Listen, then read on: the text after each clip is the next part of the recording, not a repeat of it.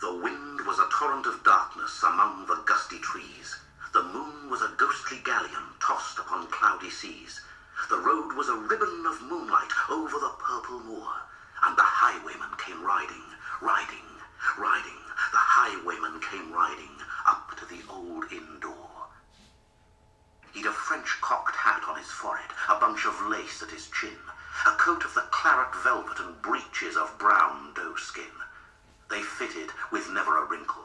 His boots were up to the thigh, and he rode with a jeweled twinkle, his pistol butts a twinkle, his rapier hilt a twinkle, under the jeweled sky.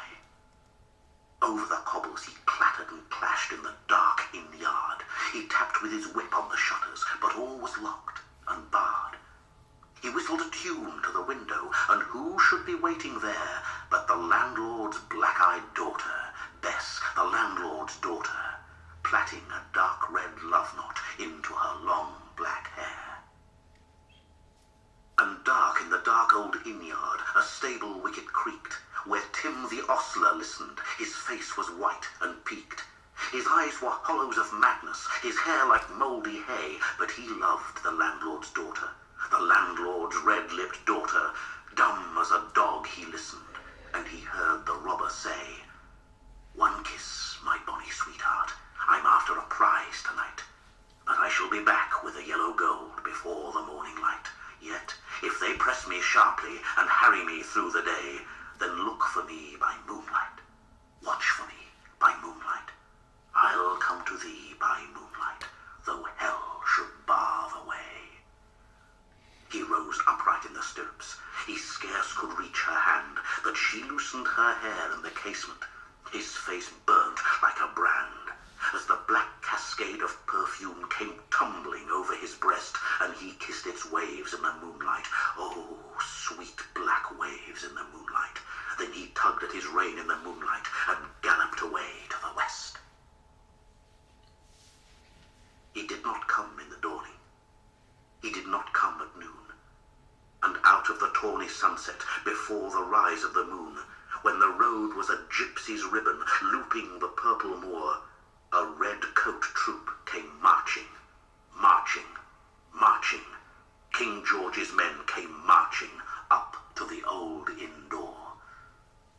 They said no word to the landlord. They drank his ale instead. But they gagged his daughter and bound her to the foot of her narrow bed. Two of them knelt at her casement with muskets at their side. There was death at every window, and hell at one dark window, for Bess could see through her casement the road that he would ride. They had tied her up to attention with many a sniggering jest. They had bound a musket beside her with the muzzle beneath her breast. "Now keep good watch," and they kissed her. She heard the doomed man say, "Look for me by moonlight, watch for me by moonlight. I'll come to thee by moonlight, though hell should bar the way." She twisted her hands behind her, but all the knots held good. She writhed her hands till her fingers were wet with sweat or blood. They stretched and strained in the darkness, and the hours crawled by like years, till now on the stroke of midnight, cold, on the stroke of midnight, the tip of one finger touched it. The trigger, at least, was hers. The tip of one finger touched it. She strove no more for the rest. Up, she stood up to attention, with the muzzle beneath her breast. She would not risk their hearing. She would not strive again, for the road lay bare in the moonlight, blank and bare in the moonlight, and the blood of her veins in the moonlight throbbed to her love's refrain. Clot, clot, clot, clot, and they heard it, the horse hoofs ringing clear. Clot, clot, clot, clot, in the distance, were they deaf that they did not hear? Down the ribbon of moonlight, over the brow of the hill, the highwayman came riding, riding, riding. The redcoats looked to their priming. She stood up, straight and still. Clot, clot, in the frosty silence. Clot, clot, in the echoing night. Nearer he came, and nearer. Her face was like a light. Her eyes grew wide for a moment. She drew one last deep breath. Then her finger moved in the moonlight. Her musket shattered the moonlight, shattered her breast in the moonlight, and warned him with her death. He turned. He spurred to the west. He did not know who stood, bowed with her head o'er the musket, drenched with her own blood. Not till the dawn he heard it, and his face grew grey to hear how Bess, the landlord's daughter, the landlord's black-eyed daughter, had watched for her love in the moonlight, and died in the darkness there. Back he spurred like a madman, shouting a curse to the sky, with the white road smoking behind him, and his rapier brandished high. Blood-red were his spurs in the golden noon, wine-red was his velvet coat, when they shot him down on the highway, down like a dog on the highway.